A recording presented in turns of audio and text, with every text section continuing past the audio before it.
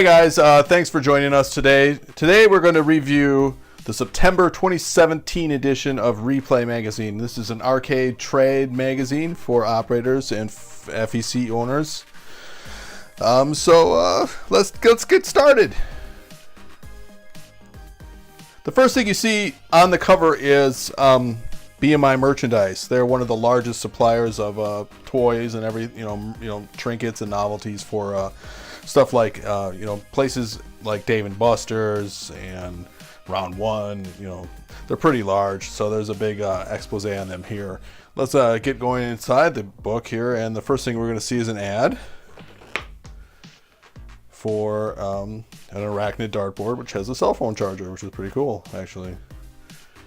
There's lots of articles in this. If you want to read some of the articles, you can go to replaymag.com, and there'll be a lot of them on the internet for you. Let's keep going. And what most people want to see is the player's choice. These are basically the Billboard charts of the arcade industry for the month of September in 2017. And first up, you're going to notice from the last video we did, there's a lot of different categories because things have changed. So they just have something basically called Best Table Games, and that's basically air hockey. I guess you would put foosball into that. As you can see, the best one by far is Pac-Man Smash from Namco. Has a rating of 8.0 with a pretty small distribution of 29% because that game is fairly expensive. Believe it or not, the best video game according to Replay is the Typhoon by Triotech. I don't know that much about this. It's probably similar to an older version that I've seen. It's kind of like a motion simulator. The chairs bounce around and stuff like that. Go check that out on YouTube. It seems pretty good. It's got a rating of 9.56 and also a 39% distribution. More realistically, though, in second place is Jurassic Park Arcade with 9.17 rating, and it has a really high distribution of 78%. That's followed by Walking Dead and Mad Wave Motion Theater, which I think is the older version of this, and then Dead Storm Pirates, which is fairly old. We go into best pinball machines, and as you can see, the best pinball machine would be Stern's Ghostbusters, according to Replay, at an average rating of 8.43 with a fairly decent distribution for pinball machine of 64%. That's also followed by Game of Thrones from Stern. Similar distribution rating, Walking Dead, and then followed by Star Trek and AC/DC. Best novelty games. These are basically fun to play ticket games, I would say. And in the number one category, we have Whack and Win from ICE Innovative Concepts. So the rating of 9.0 with a okay distribution of 58%. That's followed by Down the Clown with 8.79, and that's have a much higher distribution of 74%. And that's followed up by Tower Tickets, Beanbag Toss, and then Grand Piano Keys from Baytech. The best crane machines we have here is apparently Ticket Time from Smart Industries with a huge rating of 9.64 and an average distribution of 55%. That's followed up by Ticket Zone, which is the coast to coast, basically the same thing. Lower distribution, surprisingly. And then that's followed up by the big one from Elot and the giant one from Smart Industries. Apparently people like giant cranes. And then number 5 would be E-Claw. So that's pretty much it for the first half of this, top 10 or top 5 thing. But you'll notice there's a nice ad for Walking Dead in here, which is an awesome game if you get to play it. And you'll see an ad for Iceman, which is a coastal kind of a family fun game with probably shoots water or ping pong balls or something at the screen. We're moving on to our next set of categories, which would be best sports game, best merchandiser, and this is all redemption for the most part nowadays.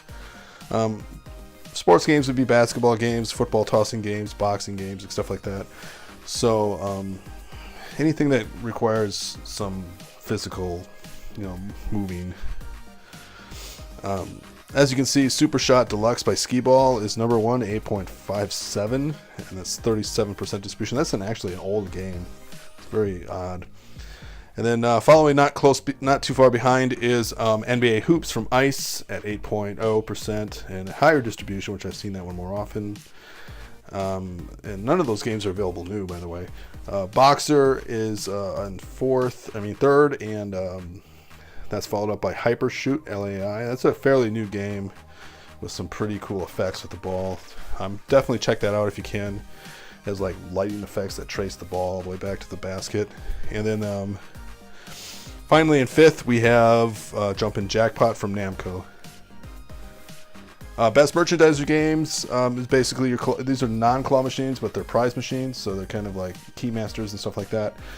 For number one, we have Mega Stacker, which is kind of surprising, a 9.67 rating average, and it's a very small distribution of 15% though. So, and then surprisingly, second we have Superstar from Amatero, and that's 7.8 average, 25% distribution. Third place is our all-time favorite Keymaster. That has a huge distribution of 80%. And then followed up by Color Match and Magic Shot, which it's kind of disappointing to see Color Match down there. Best quick play redemption games. These are fast action, don't take a lot of time games like coin drop roll and stuff like that. We have Big Bass Wheel, number one, with an average rating of 9.38, and that has 100% distribution. So everyone they surveyed had that game. So apparently they didn't survey me. Monster Drop Extreme, fairly decent game, 9.0, very good rating, 48% distribution. And then we have Ticket Monster from Baytech, which is basically Big Bass Wheel. And that's followed up by Quick Drop. I was surprised to see Quick Drop so low, 8.36. It's probably because it pays out more. And then finally we have Pop the Lock, and that's at a 33% distribution. We move on to best coin pushers. We have Wizard of Oz, as always, in number one at 9.89% with a 47% distribution. Second is a new game, DC Superheroes from Namco. Starting to see that game at Dave & Buster's and other big centers, and that's a 9.71 rating, which is very good. Followed up by Wheel of Fortune, which is a very old game. And then in fourth, we have SpongeBob Pineapple Arcade, and that's another decent game. And then we have an older Elvis. So these coin pushers stick around for a long time. So this will probably remain stagnant as the months go on. Alley Bowlers are Skee-Ball machines. So number one Skee-Ball machine they have here is Ice Ball FX, which is a new ice ball, 8.17 average, 30% distribution. Here's one I never heard of, Highway 66. Oh, okay. So this is Skee-Ball and those big bowling lanes with the string pins and stuff. So that's at 7.67, 30%. Third place is Traditional Ice Ball. So 70% distribution, huge distribution. That really helps its average. And then in fourth, we have the actual Skee-Ball from Skee-Ball, which is now Baytech. So I don't know how they discern here. Maybe they should change the name to Baytech. I don't know how they're going to move forward with that, because some of them will be from Skee-Ball, some are from Baytech. They all should just be Baytech now. And then finally, Fireball. Best of video redemption, we have, as always, Fishbowl Frenzy with a huge rating of 8.29 and a huge distribution of 74%. So that's a very popular game. You'll see Fishbowl Frenzy almost everywhere. Not too far behind Fishbowl Frenzy, we have Space Invaders Frenzy. And it's fairly close there. It was very like 0.04% difference. So, and then we have a 42% distribution, not as good as Fishbowl Frenzy, but decent. And then we have Yahtzee, and then Crossy Road in fourth, and then finally in fifth, long-standing champion Harpoon Lagoon. So that's pretty much it for the ratings and the highest earning games in the industry for September. So we'll move on to a few other things in this book, but we're pretty much going to keep it short today. So let's move on.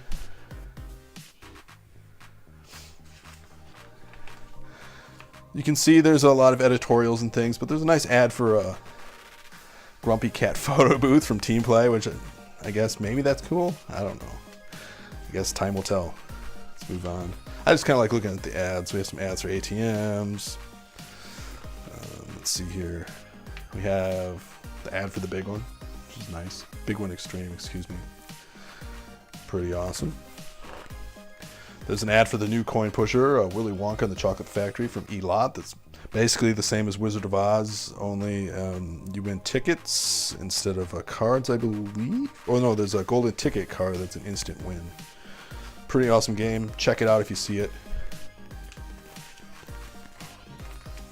We have Extreme Shot from Eunice. Only $3,400. There you go. Small ad from Smart Industries for the giant crane and the ticket time. Some embeds, embed system card swipe ad. Let's see here. BMI. They're on the cover and they have an ad. A small section here about the new Stranger Things season 2 with featuring the arcade and Dragon Slayer and stuff. Touch Tunes, big jukebox ad. Some people like Golden Tee. Golden Tee 2018 is coming out or is out at this time. I'm not into Golden Tee, but I know some people that are. So there you go, Golden Tee fans. Let's skip some of these phone numbers. Some more card swipe competitors. I'm going to the redemption roundup section here, and you can see some of the ads for tokens and tickets. A lot of the stuff hasn't changed over the years. You see some of the product that might be coming soon or already in the crane. My Little Pony, Playtime toy stuff. Let's see. Fun Express is still around. S&B Candy and Toy, which they have their own crane machine line. If you watch Claw Kicker, he has some of these, at least he used to. I don't know if he does anymore. An ad for IAPA, which is a pretty cool trade show. Passing of John Muir. Sorry. He's the founder of Coast to Coast. A lot of the toy taxis and stuff you see, everyone's remembering him. He's a great guy. Not much else. Another card system. Yes. Do I want to lend you money so you can buy arcade games? An ad from the Laser Tag Company, which is pretty cool. A little nice write-up about Replay FX. Shout out to our fans of that. And, decent ad for Daytona Championship USA, which is the new Daytona game, which you see at some arcades. It's not quite as much as you see Cruisin' Blast, but still a good game. Just a little bit more pricier, I believe. Just kind of skim through here for you guys. A little ad for Jersey Jack and Dialed In The Hobbit. Wizard of Oz. Competitor to USA Tech for the E-Port. What else we got here? Definitely go online and check out some of these articles. Subscribe to this magazine.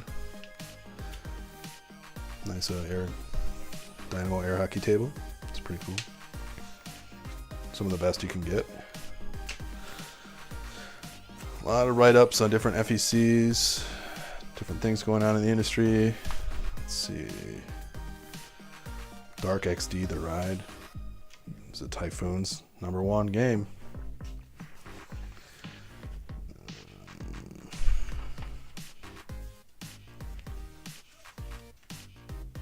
Yeah, I don't know. Let's see. This is pretty much the write-up on BMI, showing how they, do all their inventory, stock, and layout redemption centers and CAD. Do they use CAD anymore? I don't know.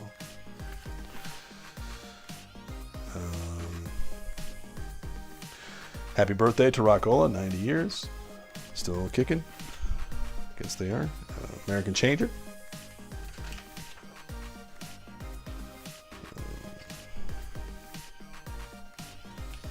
Not a lot in these books anymore.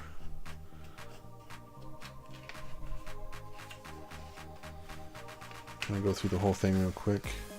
Our friend at Arcade Heroes, Adam Pratt, has a nice little write-up on indie games, Cosmotrons. Check out our Cosmotrons video.